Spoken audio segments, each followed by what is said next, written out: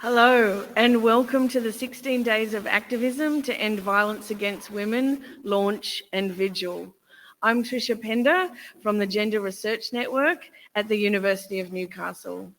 The university, like the art gallery and the council that supports it, like everything in Mullimbimba, Newcastle, throughout the state and across the continent, rests on unceded Aboriginal land. It is my responsibility, therefore, but also my great pleasure to welcome Leanne Tafe from Walganara Women and Children's Refuge to deliver Acknowledgement of Country. Thank you, Leanne.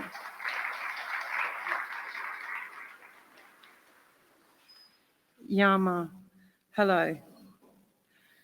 In the spirit of freedom, I would like to acknowledge the traditional custodians, the Pamalong clan of the Awabakal country, Mullumbimba, Wonnarua, Warramai, and Minda River.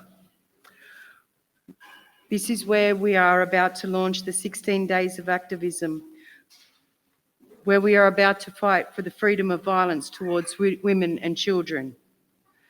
I would like to pay my respects to the elders past, those who have passed, those who are here today, and those who are merging. I would also like to extend my respect to all Aboriginal people gathering here tonight, the people who are passionate to keep the battle for the freedom, and I would like to extend that respect to those who lost their battle for freedom. Thank you.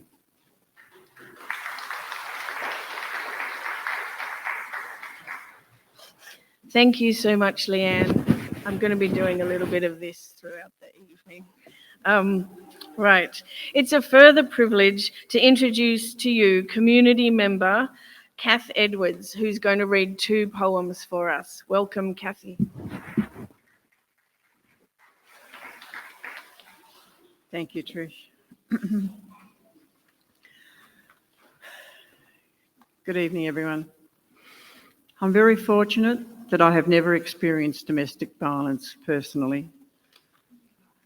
My father always instilled on my 2 brothers, you never hit a woman, never hit a girl.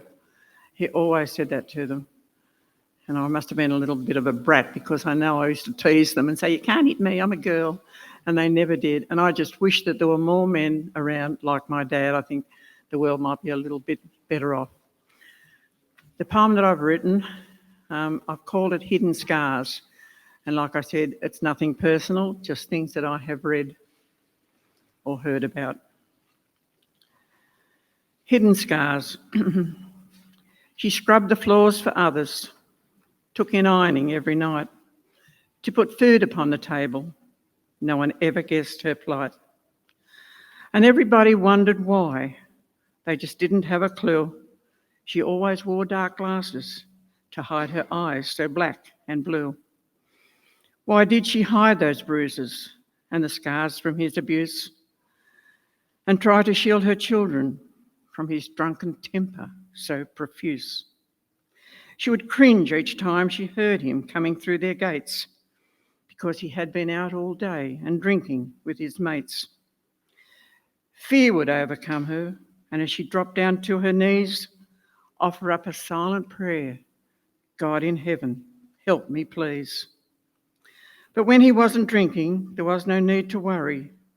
He'd bring her chocolates and flowers and always said that he was sorry. She said it was not always him to blame. Sometimes it was her fault, like the time she tried to call the cops and charge him with assault. Or when his dinner wasn't ready, or the night she burnt the stew, or the time he saw her talking to some bloke that she once knew.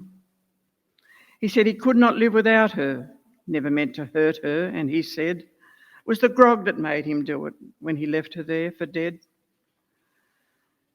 When he threw her up against the wall, the pain must have been intense. A kindly neighbour saved her life when he came to her defence, and yet she would not leave him. She told the doctors and the nurse that when they married, she had vowed for better or for worse. Why did she always go back home when the nursing staff said no? Her answer was, he loves me, and he always tells me so. No doubt he should have been locked up and abused her every single day. Her little boy knew she was hurting. She'd smile and say, don't worry, I'm okay. He would hear her sobbing in her bedroom as he tried to sleep at night. He knew that she was hurting, and he knew it was not right. She would hide her tears if he saw her cry, and all those years ago, he lost both his parents the night his father struck that fatal blow.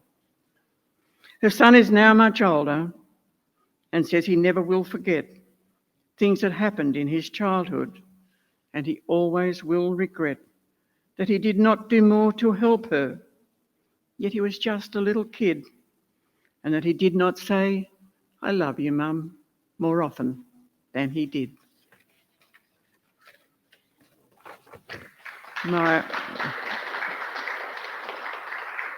Thank you. My other poem, my daughter Marie asked me in 2018, she said, Mum, this year the theme for NAIDOC Week is because of her, we can. Can you write a poem for me? So I actually wrote it and gave it to her. So this is her poem, because of her, we can. She's the one who is behind every great man on this earth, and the one who shares the happiness from the pain of each childbirth. She will be there when she's needed, when there's something to be done, with the strength to conquer mountains and the will to carry on. She's a marvel in the kitchen. She can feed a hungry mob, will work her fingers to the bone because she'll tell you it's her job. She'll hug you when you're grieving from a broken-hearted loss, or help you with a workload, and you respect her. She's the boss. She's a plumber. She's a we got it here. And she's a plumber, electrician, or a soldier gone to battle. She's a farmer. She's a drover and can muster herds of cattle. She's the pilot in a jumbo jet or the captain of a ship. She's out there fighting fires or saving surfers from a rip. She's a teacher. She's a doctor and a mentor rolled in one, and will stay whate'er the outcome until her work is done. She can answer children's questions when they keep on asking why, or diffuse a heated situation in the blinking of an eye. She has love that knows no boundaries, will teach her children right from wrong, give them hope and inspiration and a sense that they belong. She will fight for truth and justice. She's a fighter to the end. She's a hero, she's an angel, and a trusted, loyal friend. In the face of trouble or adversity, she'll extend a helping hand. She is noble, wise, and oh so proud of her heritage, her land. She's a mother, she's a sister, she's an auntie, she's a nan. She's the hand that rocks the cradle, and it's because of her we can. Thank you.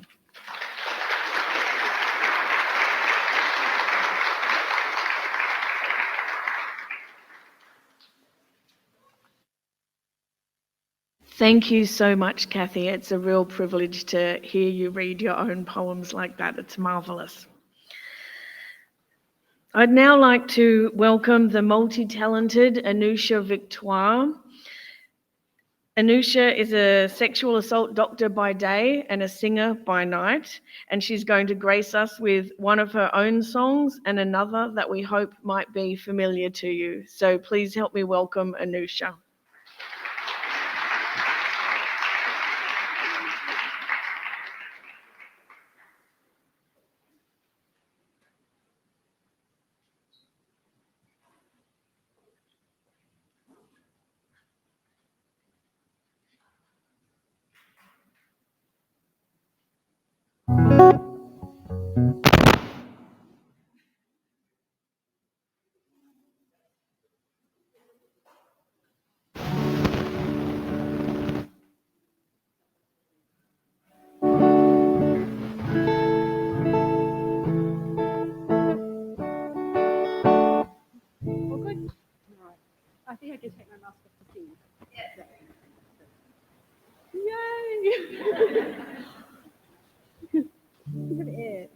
So this is a song off my album called Precious Things to Me, and it's called Sky's So Big, and it's based a little bit on a true story.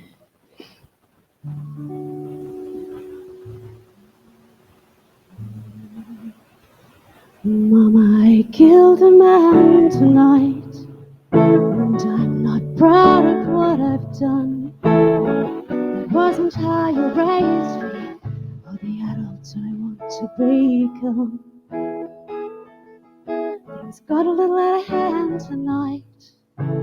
After the 7th round, I just seemed to kind of lose my head when he started knocking me around. The sky's so big tonight, clouds of cockatoos. Show my girl that first stars so bright. I did the best that I could do.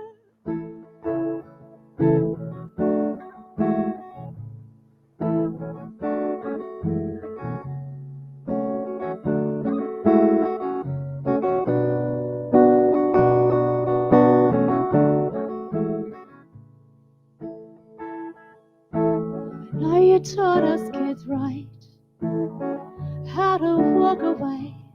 Well, I've been trying for at least a year, but that bastard always makes me play. And I promised to do everything right, look after my kids and me.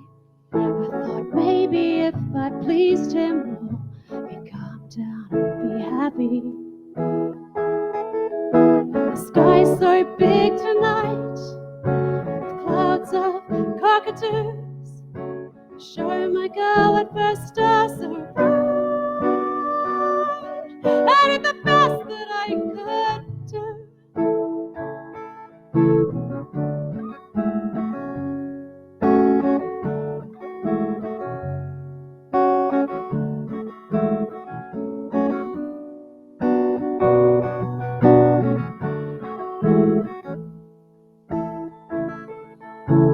Kill that man tonight when I saw what he did to my girl. And I won't be expressing remorse, cause without him it's a brighter world. And the sky's so big tonight, with clouds of cockatoos. Show my girl at first stars so bright. I did the best that I could do.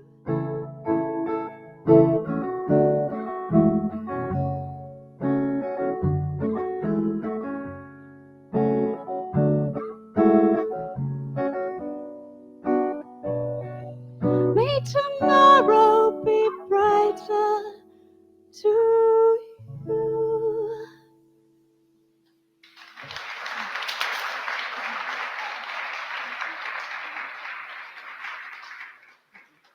And this next song doesn't need the guitar, so I'll just pop this down. And this is a song that hopefully some of you will know. It's by Tracy Chapman.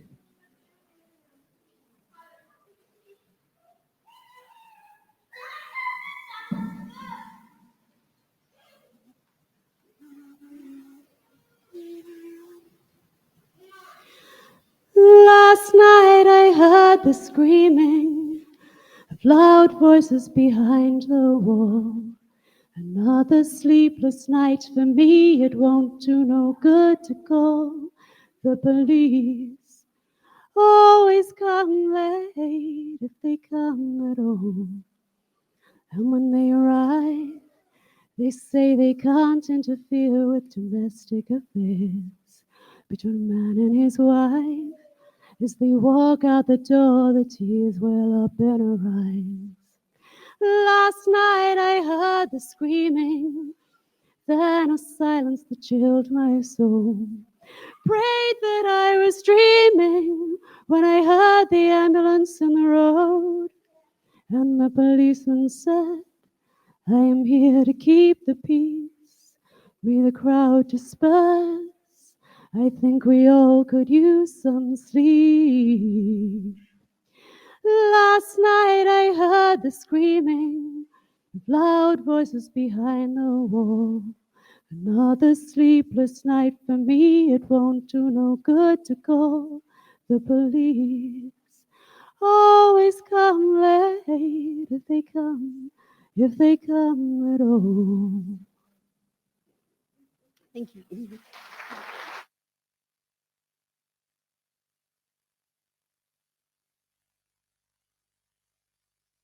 Thank you so much, Anousha.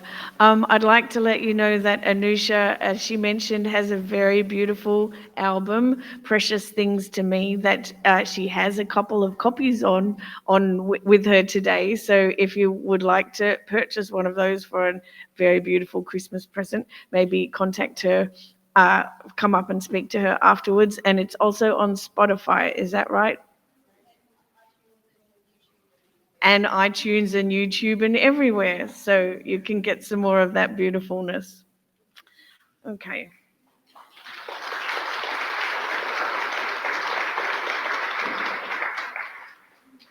November 25th is the International Day for the Elimination of Violence Against Women. The day marks the start of the 16 Days of Activism to End Violence Against Women, which will conclude on December 10, International Human Rights Day. All the way around the world, organisations are marking this occasion by turning buildings orange, as with the United Nations Orange the World campaign, by providing communities with much needed education and training, and by remembering the women whose lives have been tragically cut short by violence. We plan to share a bit of all three with you this evening.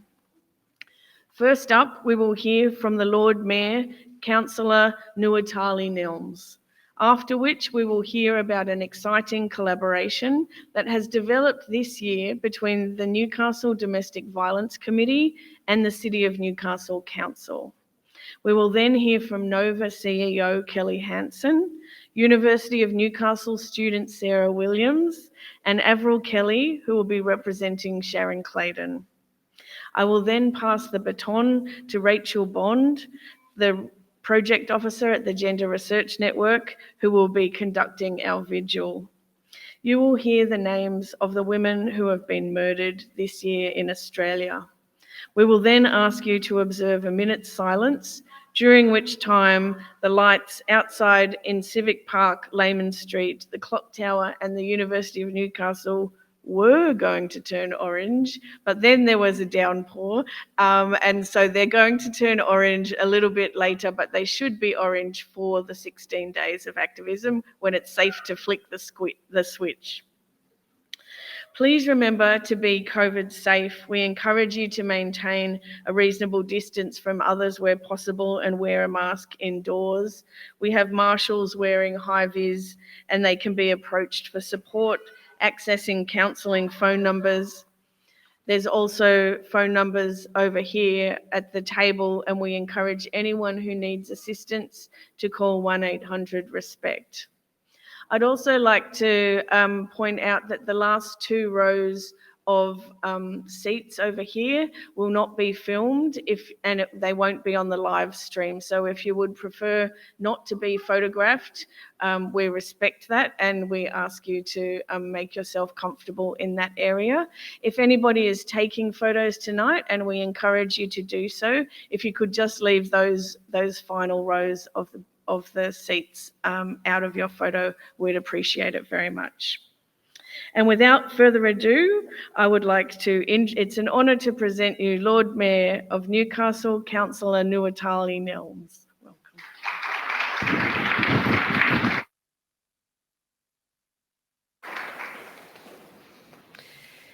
Thank you so much, Professor Pender. It's actually both an honour, but also a little bit of a tragedy to be here with you tonight.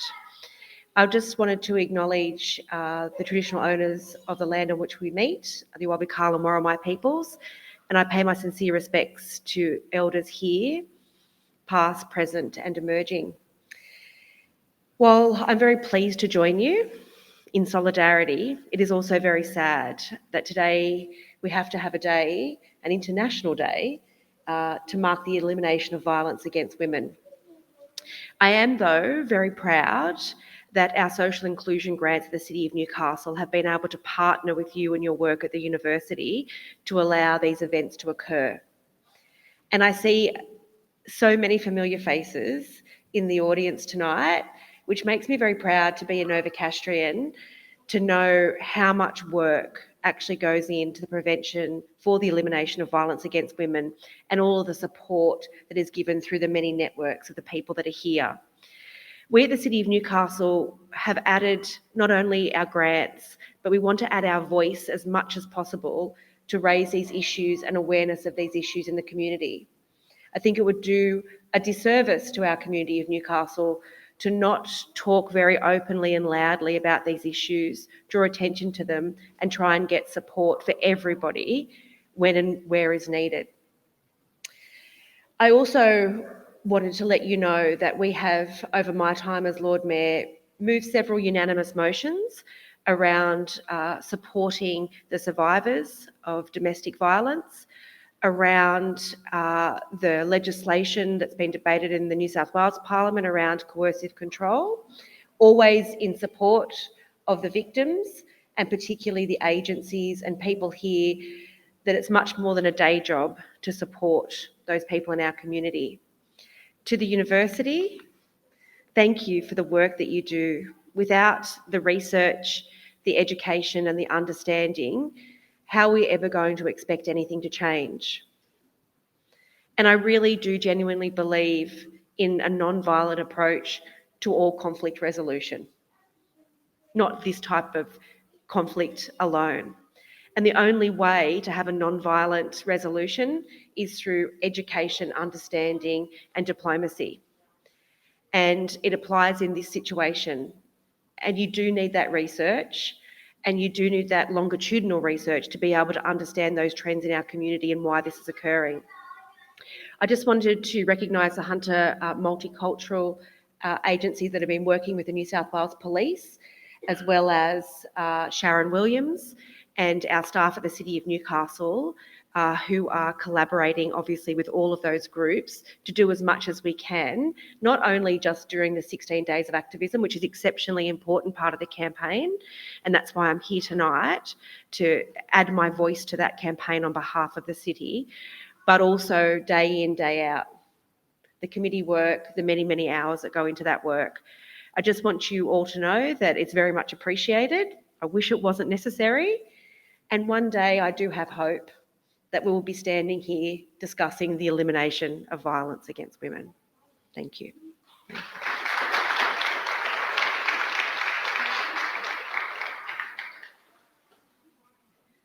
Thank you so much for that and for your support, Nuatali.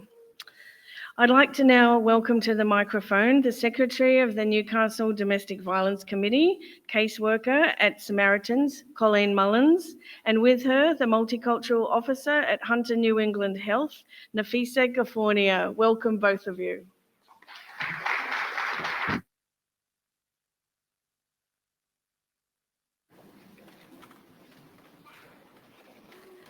Thank you for the opportunity to join this event on behalf of the Newcastle Domestic Violence Committee.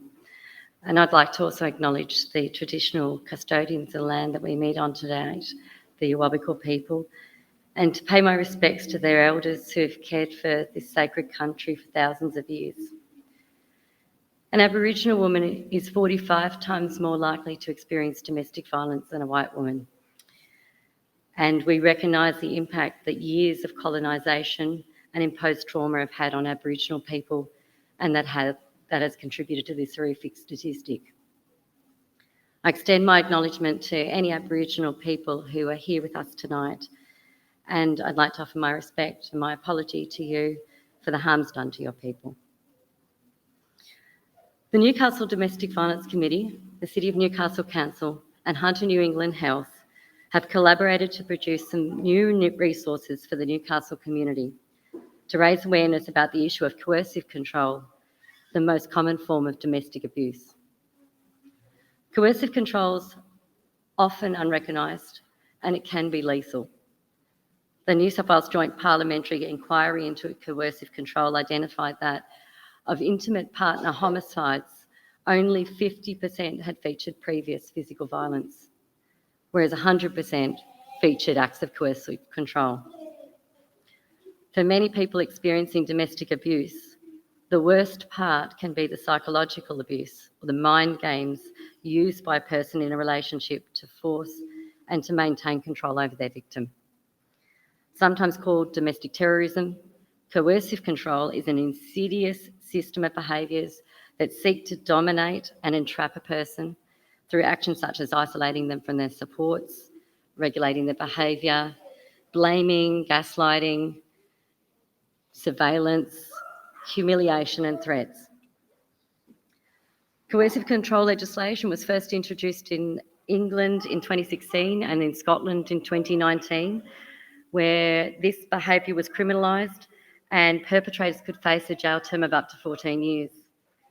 In Australia, one woman is murdered on average every 9 days. And for many of these victims, there was no history of physical violence. Instead, what victims experienced was long-term psychological manipulation and abuse that we can now identify as acts of coercive control. We are actively petitioning government to legislate against coercive control in Australia to increase the protection and the response options for victim survivors. A new poster campaign has been launched today as part of the 16 Days of Activism to End Violence Against Women. We are hoping that local businesses, hospitality and entertainment venues, community facilities, sporting venues and schools will all get together to display this resource and play a proactive role in increasing awareness and helping to reduce gender-based violence. In addition, this partnership has also redeveloped a local DV resource card to assist victim survivors to reach out and access supports. So I really welcome any of you in attendance today to take home copies of these resources that are here with us and to display them in your own communities. I'd like to take this opportunity to thank the City of Newcastle Council for their generosity in funding the design and the print of these important resources. They've partnered with the Newcastle Domestic Violence Committee for many years now, and I'm really thankful to have a council that's just so committed to working to address the issue of family violence in our community. I'm really thankful that our designer, Catherine Lane, is with us tonight, and I'm thrilled that you could be here, and thank you for your patience working with a group of non-designers and getting this out in time for our event tonight. The Hunter New England Health's generous funding to translate these resources has meant that their scope will now be far-reaching, and it would not be possible without health. Thank you as well to the Gender Research Network for your long-standing commitment to the 16 Days of Activism and all the events that you've had planned for these next 16 days. And finally, I'd just like to thank the commitment of the Newcastle Domestic Violence Working Party who developed these resources and all of the workers in this sector who devote their days to calling out and stamping out DV in our community and supporting victim survivors. So I'll hand over now to Nafi, who's going to discuss the importance of these resources being made available to the culturally and linguistically diverse members of our community too.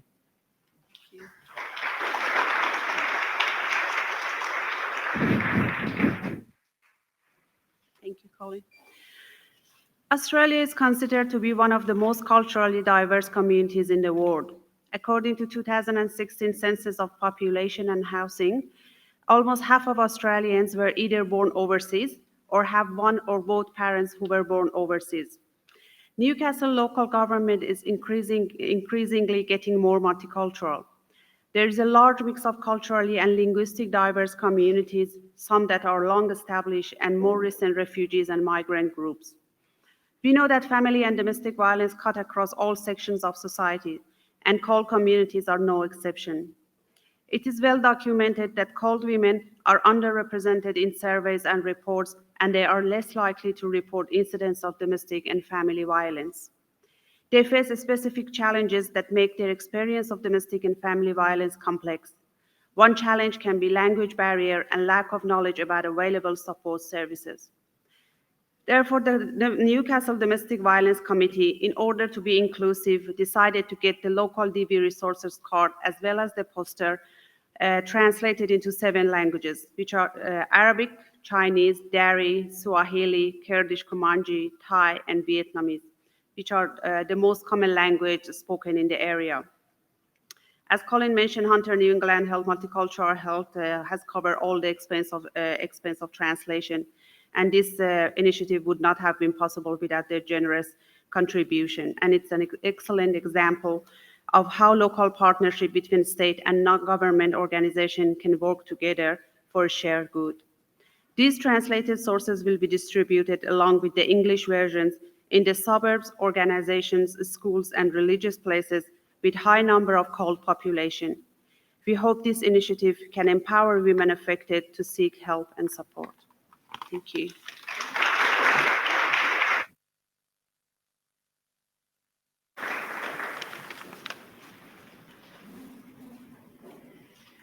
Thank you so much, Colleen and Nafi, and congratulations to everyone involved in the development of these fantastic resources. Is it true that there's copies of the posters on the table over there?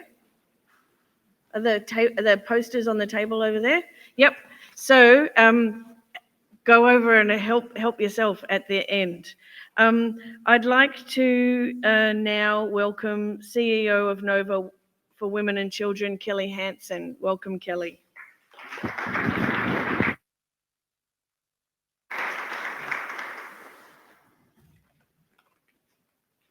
Thank you. Well, here I am standing here again. It feels like decade after decade. So first off, I would like to begin by acknowledging the traditional custodians of the land we're meeting on today and pay our respects to their elders past, present and emerging. We also acknowledge our gratitude that we share this land today, our sorrow for the costs of that sharing, and our hope and belief that we can move to a place of equity, justice and partnership together. I was asked tonight, let me tell you, I've actually added more to what I was asked to do. I was asked to speak tonight on the funding announcements by both the federal and state governments respectively. The funding is derived from Domestic and Family Violence National Partnership Agreement between 2021 and 2023. The funding today is part of the Commonwealth Tranche for Frontline Domestic and Family Violence Services. That was the announcement today, and provides $20 million to be distributed to assist with the increase in demand. The New South Wales and federal government will be providing $140 million additional funds to domestic and family violence assistance over the next 2 years. The New South Wales state government also made a $484.3 million announcement for the core and cluster model, a pilot program designed to support children and young people, plus 200 social and affordable houses. This funding will be provided over 4 years and will include a provision of an extra 75 refuges across the state. I've been told that could be actually higher. The self-contained accommodation will be located next to wraparound support services, including counselling, legal assistance, education, and employment support. So that's the funding. This is extremely welcoming. We welcome it, but it's been a long time coming. The questions that have yet to be answered are: what are the timeframes, and how and where will this funding be distributed? What does this mean for the hunter? We've had no consultation around this yet. The sector is yet to know the processes and expectations. What I would say is that a substantial part of the package, such as the core and cluster model and the 200 social houses, are longer term projects. They're not for now. It does beg the question of why it has taken so many years of advocacy and effort to get to this. For me, although welcome, this is not a celebration. This is funding on the back of too many women and children murdered as a result of domestic and family violence in this country. The other major concern is the long-term goal of the funding. Women and children need to be able to access crisis accommodation and support, safe and affordable housing now. We are in the midst of a horrifying situation where access to safety and shelter is non-existent. Look at me, I'm exhausted and I'm only 25. That's how tough it is out there. Women with their children fleeing domestic violence in this extraordinary crisis of no affordable housing or shelter will become homeless. There's no other outcome. That's what we're seeing in this sector. There is absolutely nothing available for them. As I stand here tonight, marking the beginning of the 16 Days of Activism, I stand in absolute horror at the number of women and children in this country, state, and region requiring safety and shelter. We need to implement immediate actions, and we need a holistic approach that factors in the structural barriers that impact on women every day and their ability to have a safe, violent-free and equitable life in Australia. We must put in place policies that indicate a gendered and poverty lens has been applied. I'm sure you don't need to be reminded of the shameful events that occurred in Canberra this year in the highest offices in our land, the nation's Parliament House. Behaviour that was abhorrent, behaviour that women and the men that support us will not tolerate, not ever. There is no doubt a linkage to the barriers of implementing gendered social change with the pervasive male culture in our society and, to my horror, in our Parliament. A culture that exposed the rape of a young woman in Parliament House. I'm pissed, everybody. If you can't see it, I'm pretty angry. In Parliament House, and the ensuing and noteworthy lack of response. A culture where female politicians have had men masturbate on their desks while they are absent from their office. Let me remind you, these events occurred in the offices of the highest level of decision-making in this country. How can we expect policies to reflect the needs of women that emphasises the value of women and assists women to participate fully in society with this cultural behaviour from men in powerful positions? I want to scream, how dare you treat the women of Australia in this way? Let us not forget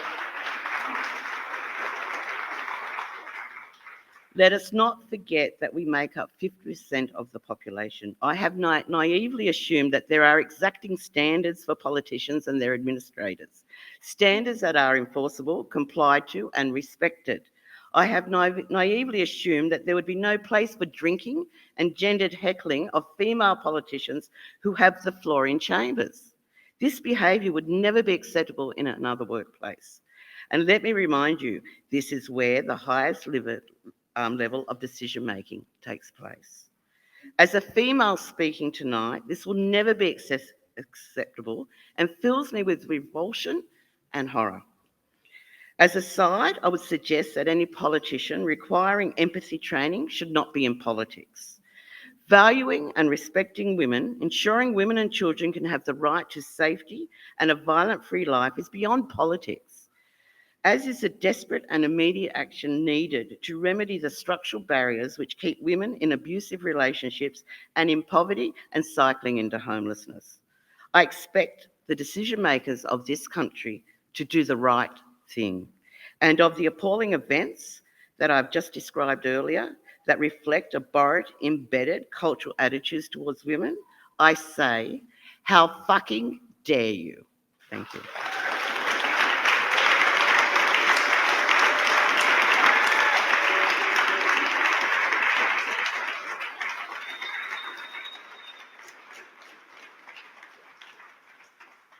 Thank you so much, Kelly, for your advocacy and your advocacy for decades and decades on these very issues. It's so important for us to have spokespeople like you. Thank you. I would ask you now to join me in providing a very warm welcome to University of Newcastle student Sarah Williams.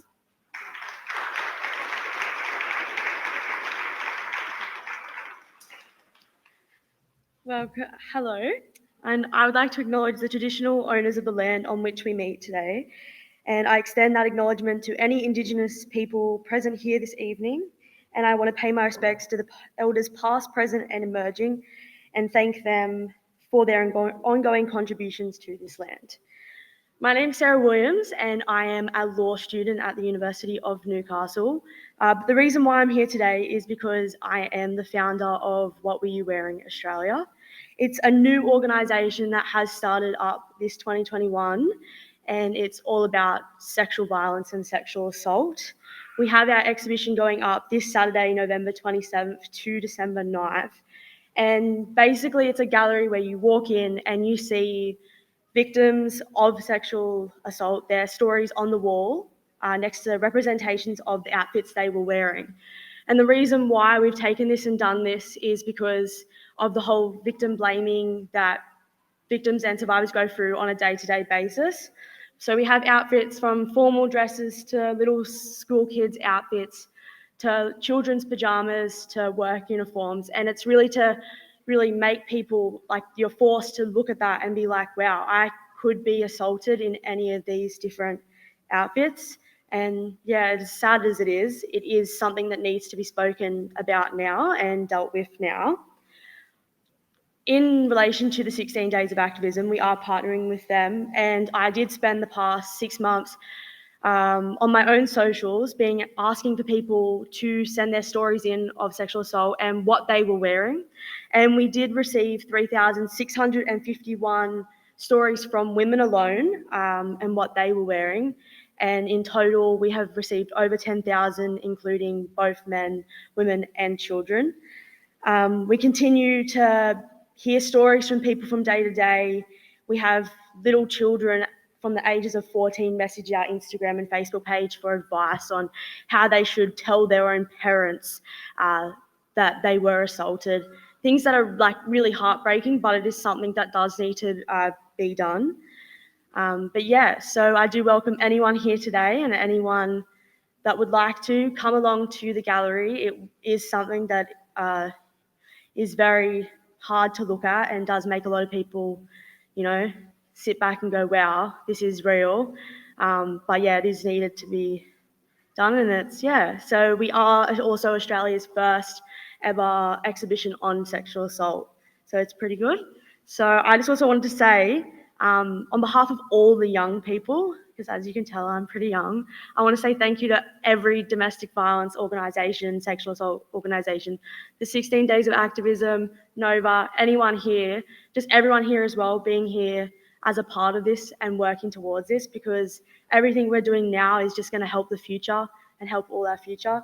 And so speaking on behalf of everyone young, I am very grateful that you all do that. Thank you.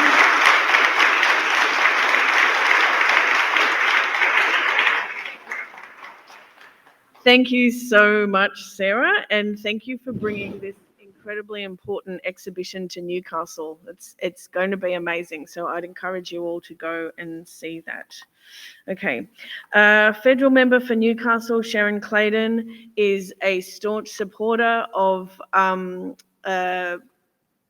attacking violence against women, as many of you in the room will know. She is unable to attend tonight, but she's sent her Chief of Staff, Avril Kelly, as her representative today. So please help me welcome Avril.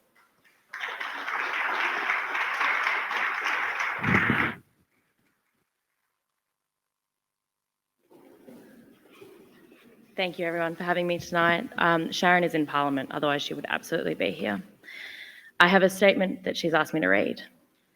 This year, we've witnessed a powerful reckoning with tens of thousands of women marching across the country, demanding an end to violence. Brave women have come forward and inspired many to share their own stories of violence and harassment. Following a massive public backlash of the Prime Minister's behaviour and under enormous public pressure to act after ignoring women's safety for 8 long years, the Morrison government hurried to make new appointments and new promises. There is still very little evidence of this delivery, and we shouldn't have had to wait 8 years for this. We know that COVID-19 has tragically exacerbated domestic and family violence, with almost 1 in 10 women in a relationship experiencing domestic violence during the pandemic. 2/3 of them saying that the attack started or became worse during COVID-19. I want to recognise the tireless work of all our frontline community-based organisations who give so much of themselves to support women, children fleeing violence. And despite the desperate lack of resources, each and every day you're on the front line, giving women support, advice, and assistance that they need to make the most difficult steps. I know that you are all facing the demand on your services, the most demand on your services that you have ever seen, and how demoralising the shameful lack of support from this government has been. I'd particularly like to acknowledge the important contribution of Nova for Women, Jenny's Place, and Wollongongara in the Newcastle electorate. Like so many services across the country, government funding has not kept up with demand. Frontline workers are having to turn away women who are crying out for support. That's why the 16 days of activism against gender-based violence is so important. That's why we must continue to demand that the Morrison government do better. Over the past 8 years, coalition governments have utterly failed to take the task of addressing domestic, family, and sexual violence seriously. It's way past time for talking, and it's time to elevate women's safety to a national priority. That's why an Albanese Labor government will establish a Family, Domestic, and Sexual Violence Commissioner. We know this is just the beginning. Labor is committed to action and bringing down the rates of violence in our communities. Right now, women fleeing violence are being turned away from services because the government has not funded enough workers to help them. This is not okay. An Albanese government will also fund 500 new community sector workers to support women in crisis, with half of these sector workers located in rural and regional communities like ours. This builds on top of Labor's commitment to provide 400 social housing units to those fleeing violence, 10 days paid domestic violence leave, and to invest $100 million into crisis accommodation and the implementation of all 55 of the Respect at Work recommendations, just to name a few. It's time to demand more. Australian women deserve to be safe in their homes, their workplaces, and their communities. Thank you so much.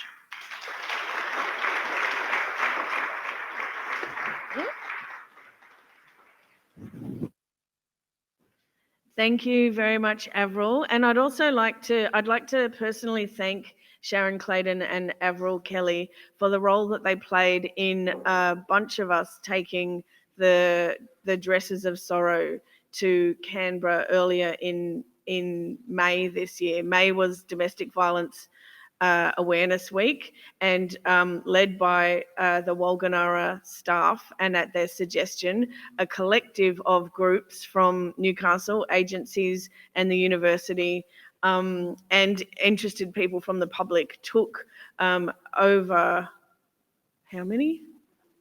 Over 150. Sorry, I just decided to add this to the run sheet just when I was listening to you. Over 150 dresses on the lawn of Canberra, and we delivered them to Scott Morrison's office. That would not have been possible without Sharon Clayton and Avril supporting. So I really want to thank you for that. Okay. I'd like now to welcome Project Officer of the Gender Research Network, Rachel Bond, to lead the Vigil part of the proceedings. I want to let you know that Rachel has been an incredibly active advocate for survivors and protester against violence against women for many more years than the 4 years that she's been part of the Gender Research Network. But this event and all the others that the Gender Research Network participates in simply wouldn't be possible without Rachel's commitment, and it's a great pleasure to work with her. So please give her a warm welcome.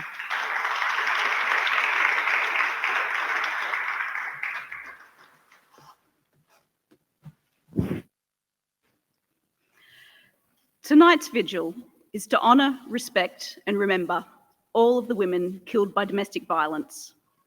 We will read out the names of the 38 women who have been murdered in Australia so far this year, but we will hold space in our hearts for all of the women whose lives were cut short by domestic abuse. I would like to point out that in 27 of the 38 alleged murders, men have already been charged or are under investigation who are intimately known to the women. A partner, or a husband, or an ex-spouse, or a son. Whilst court processes and coronial inquests will take years to judge these men, it highlights how serious an issue domestic abuse is within Australia. We would like to credit the Counting Dead Women Australia researchers of Destroy the Joint, whose hard work contributes to our vigil list. We use the term women inclusively. We acknowledge that trans women are real women and that they face higher risk of violence in their lives. as do women living with a disability, First Nations women, and women experiencing homelessness. Because although domestic abuse can impact anyone, it hurts certain parts of the community more than others. Often the media add to this problem by ignoring or victim blaming instead of providing unbiased coverage. We have tried to be respectful of Indigenous cultures and will not read the name of any First Nations woman who the media has identified. We apologise in advance if their cultural identity was not reported. Every year during the Vigil, there are women who are unnamed. This may be for cultural or for legal reasons, or because the identity of the woman is unknown. They may be unnamed, but they will not be forgotten. We would like to thank the women who will read the names, and I ask them to come up and join me tonight, please. Leanne Tafe, a caseworker at Walganurra Women and Children's Refuge, community member M. Crystal, and community member Sabrina Syed. Before reading the names, I would like to invite the Lord Mayor to offer a gift of support to show respect and condolences on behalf of the citizens of Newcastle for the women killed by violence in Australia in 2021.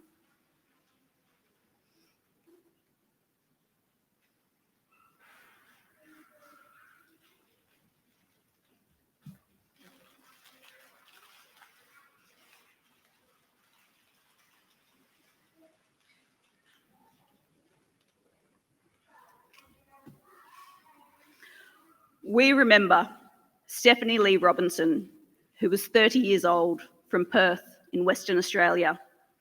Her male partner has been charged with her murder. We remember Adakuru Mitiang Atier, who was 57 years old, from Ascot Vale in Victoria. A woman who was known to her has been charged with her murder. We remember Michelle Norris, who was 40 years old, from Geelong in Victoria. Her former partner and the father of her unborn child has been charged, and a police investigation is ongoing. We remember Ju Zhang, who was 33 years old, from Epping in Victoria. Her male partner has been charged with her murder. We remember Doreen Langham, who was 49 years old, from Browns Plains in Queensland. Doreen had pled for police protection for breaches of her domestic violence order. Her ex-partner allegedly committed suicide, and so a coronial inquest is investigating her murder and the adequacy of the response of the police. We remember Robin Beaver, who was 82 years old, from the Gold Coast in Queensland. Her husband has been charged with her murder. We remember Jasmine Kaur, who was 21 years old. She was originally from Punjab in India and had been studying in Adelaide, South Australia. An ex-boyfriend has been charged with her murder. We remember Cassandra Brown, who was 47 years old, from Burke in New South Wales.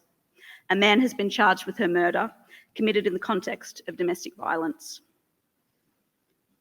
We remember Min Suk Moon, who was 49 years old, from Epping in New South Wales. Her male partner has been charged with her murder. We remember Mariam Hamka, who was 36 years old, from Brunswick in Victoria. Her male ex-partner has been charged with domestic violence-related offences and her murder. Leanne will now read.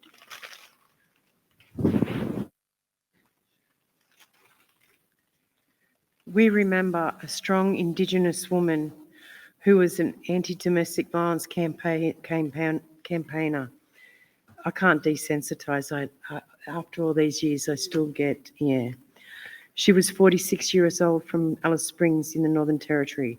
A man who is known to her has been charged with her murder as a part of the domestic violence incident. We remember a strong Indigenous woman who is 48 years old, from Coconut Grove in Northern Territory. A man has been charged with her murder and domestic violence offences. We remember a strong Indigenous woman who was 31 years old, from Connemara in Western Australia. A man who is known to her has been charged with her murder. We remember a strong Indigenous woman who is 34 years of age, visiting the Hidden Valley Town Camp in the Northern Territory.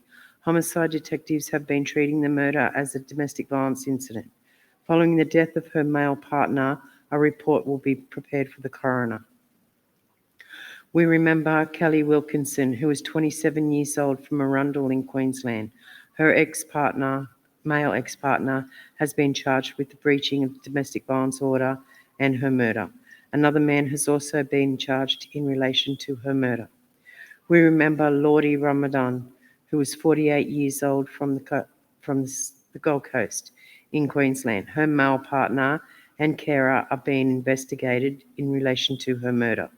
We remember Christina Lawler, who was 53 years old from Brisbane in Queensland. Her son has been charged with manslaughter.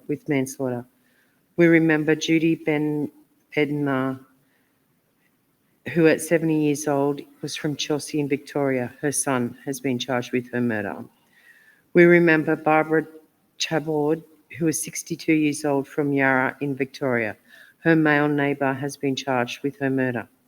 We remember an unnamed woman who was 42 years old from Deniliquin in New South Wales. Her brother has been charged with her murder, and police allege the incident was domestic violence related.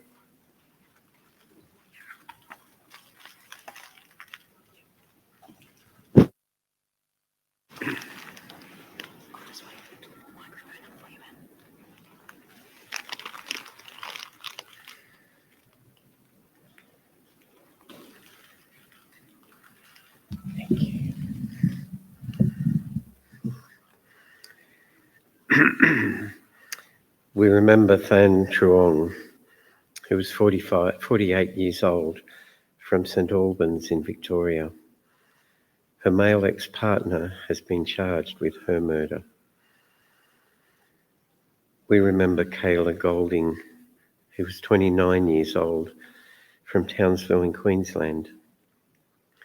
A woman has been charged with her murder and man being an accessory. Both were believed to be known to her. We remember a local woman, Stacey Klimovich, who was 61 years old from Stockton in New South Wales. Police say the alleged shooter, a younger man, is known to the family, but so far no arrests have been made and investigations are continuing. We remember Denise Brameld, who was 51 years old from Numbar in New South Wales. A male neighbour has been charged with her murder. We remember Gabby Marshall, who was 23 years old. She was staying in Alderston, Tasmania. A man who is not believed to have been known to her has been charged with her murder. We remember Michelle, who was 50 years old from Inverell in New South Wales. Her husband is being investigated by the police for her murder and the assault of her daughter prior to his alleged suicide. We remember Maureen Miller, 77 years old from Blackburn in Victoria. Her son has been charged with her murder. We remember Rachel Martin, 44 years old from Mount Gambier in South Australia. A man who she knew has been charged with her murder. We remember Kwong Yan, 30 years old, who lived in Hamilton in Queensland. Her male flatmate has been charged with her murder.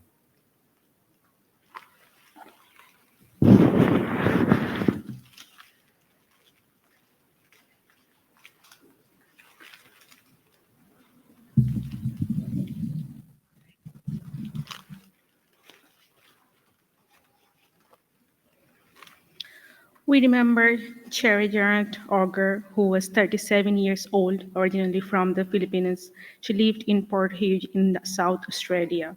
Her husband has been charged with her murder. We remember Susan Moore, who was 66 years old from Oberon in New South Wales. Her son was being charged with her and her husband's murder. We remember Dusty Rose, who was 22 years old, staying in Coercive in Western Australia. A woman who was not known to her has been charged with her murder. We remember Angela Silk, also known as Angela Godwin, who was 45 years old from Brisbane in Queensland. A former boyfriend has been charged with her murder as a domestic violence offense.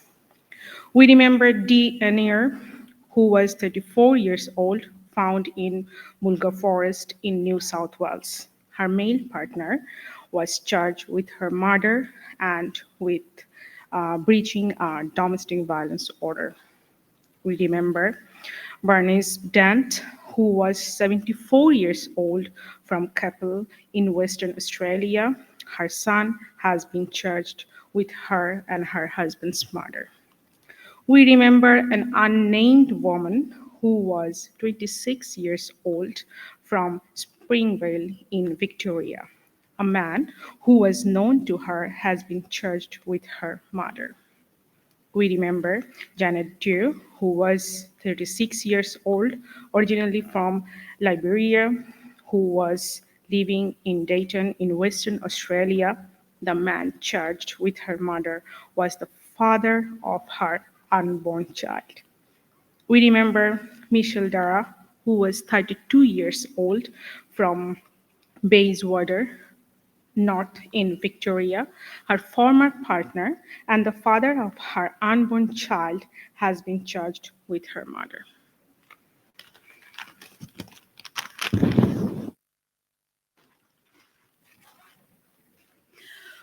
We remember Kobe Shepherdson, who was 9 months old from Adelaide in South Australia. Her father, who had previously threatened to kill Kobe and her mother, is still being investigated for her murder. Kobe is not the only child to have been allegedly killed by domestic violence this year, and we extend our condolences and communal grief to all of the families whose children's lives have been ended by domestic abuse. Please stand for a minute of silence to pay our respect to the women killed by violence in Australia this year.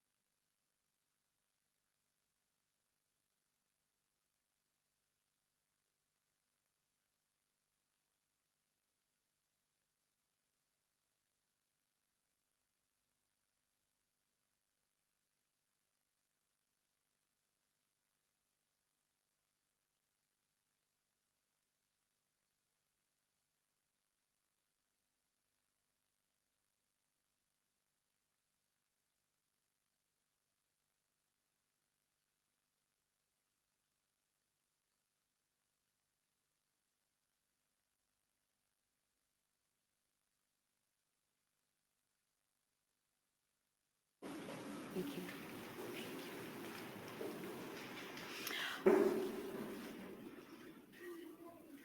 I would like to welcome Janette Hoppe, the founder of Papatūānuku Press and host of the annual event Women of Words, which provides women with a place to share their voices and shine the light on domestic and family violence through poetry.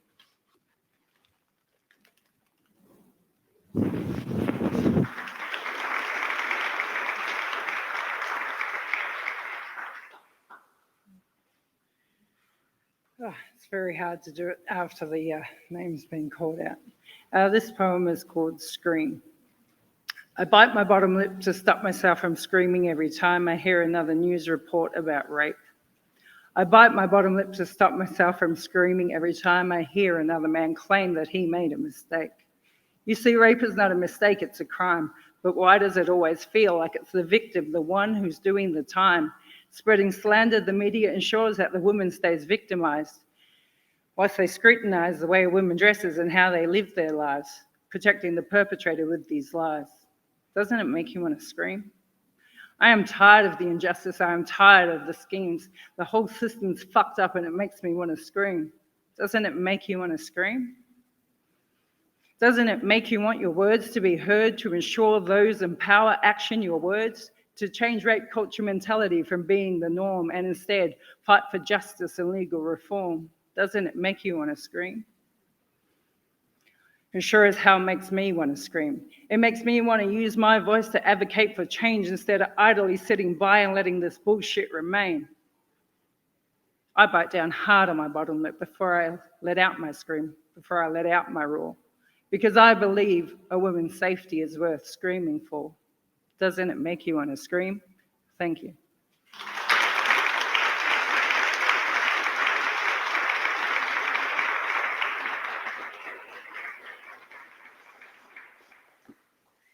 At this stage in non-COVID proceedings, where we might have a minute scream, but I think there's too much liquid passing around for us to do that. But if you're having an internal scream, we're screaming internally with you right now.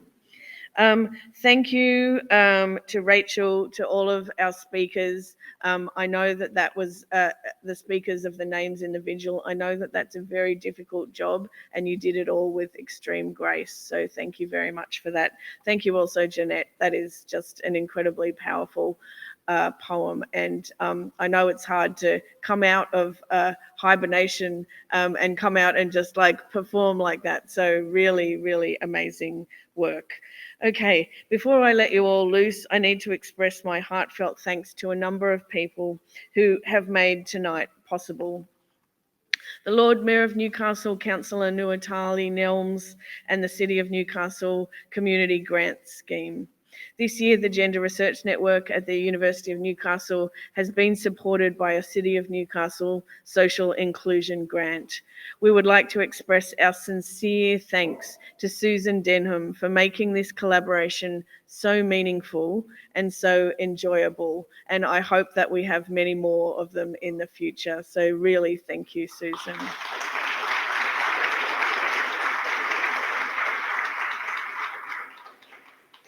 To the Newcastle Art Gallery, thank you for your willingness to host us at the last moment. It wasn't until this week that we were like, oh my God, it's going to be bucketing down. So thank you very much.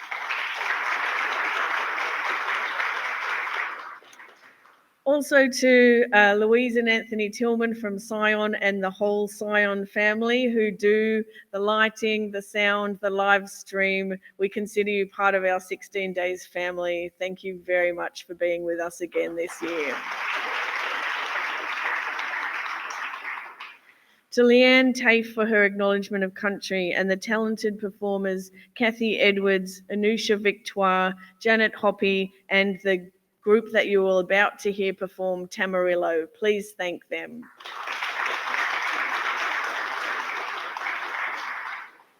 To our Vigil readers, Rachel Bond, Leanne Tafe, M. Christelle, and Sabrina Syed, thank you again.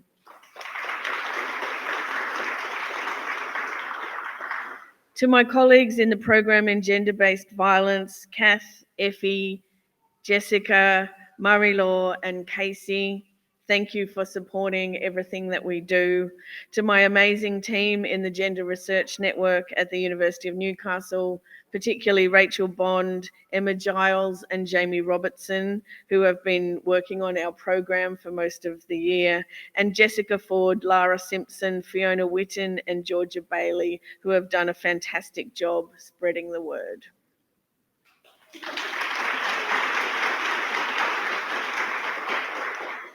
Finally, we are privileged to end this evening with a performance from Tamarillo, an all-female Newcastle-based a cappella group.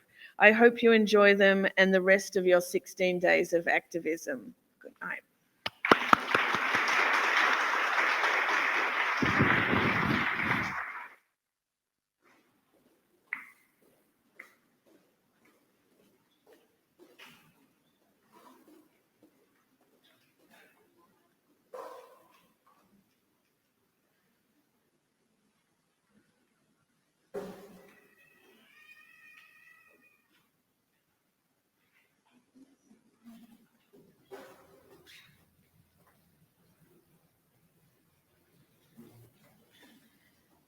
We're going to sing 2 songs tonight, and the first one is by Holly Near, and she wrote it for the women who've disappeared in Chile under the violent junta regime.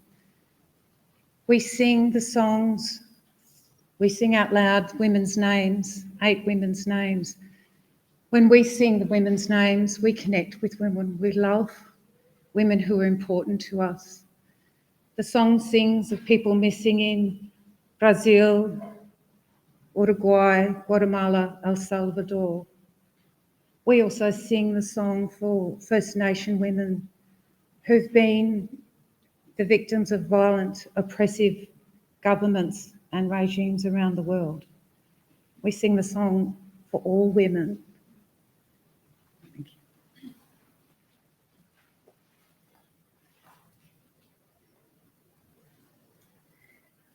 Michelle Peña Herrera, Navia Rosa Mena El Corrado, Cecilia Castro Salvadores, Ida Amelia Amatza.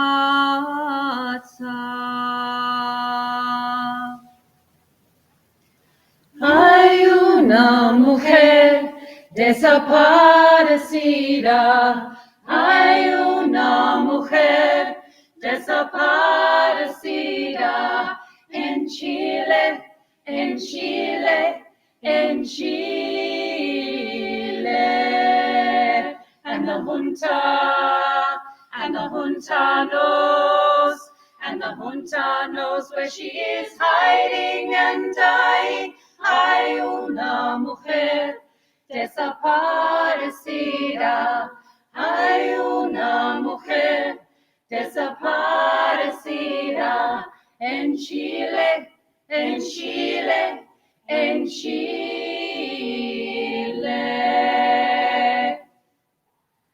Clara Elena Cantero,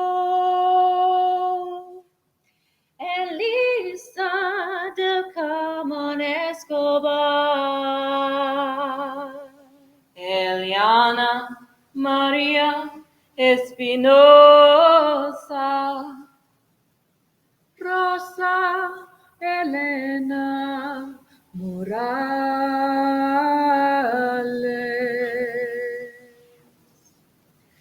Hay una mujer desaparecida, hay una mujer desaparecida en Chile, en Chile, en Chile.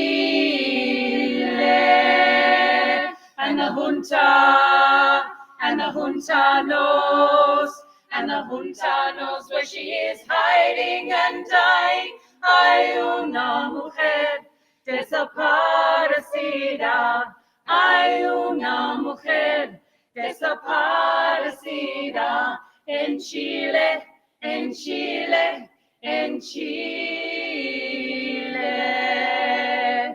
Missing in Brazil, missing in Uruguay, missing Guatemala, missing El Salvador. Hay un hombre, hay un niño, oh los niños. Hay una mujer desaparecida, hay una mujer desaparecida en Chile, en Chile, en Chile.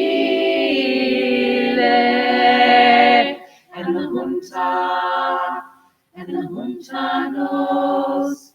the junta knows where she is, and the junta knows where they are hiding her. She is dying.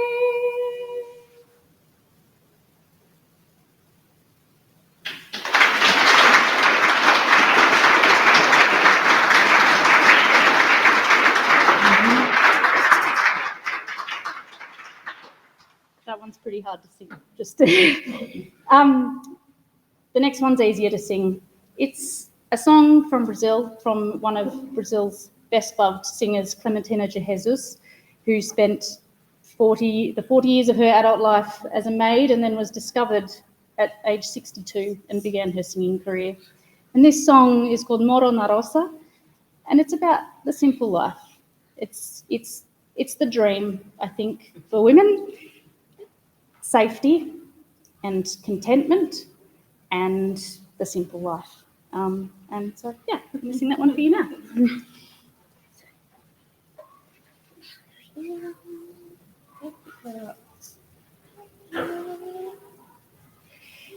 Eu moro na roça, iaia.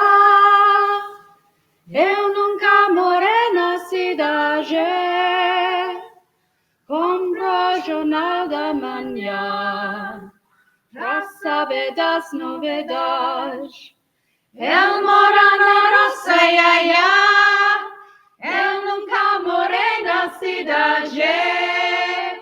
Compro o jornal da manhã pra saber das novidades. Minha gente, cheguei agora.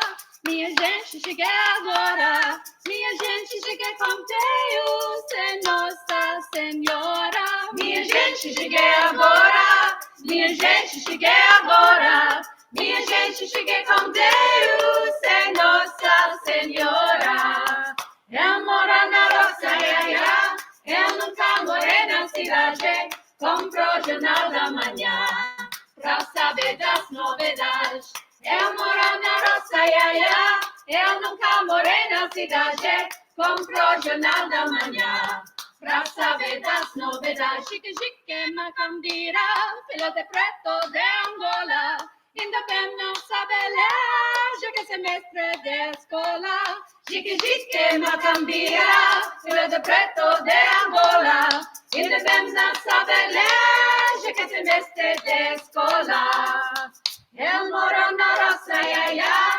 Eu nunca morei na cidade. Compro o jornal da manhã pra saber das novidades. Eu moro na roça, iaia. Eu nunca morei na cidade. Compro o jornal da manhã pra saber das novidades. Era tu, era ela. Era ela, era tu, eu. Hoje nem tu, nem ela, nem tu, nem eu.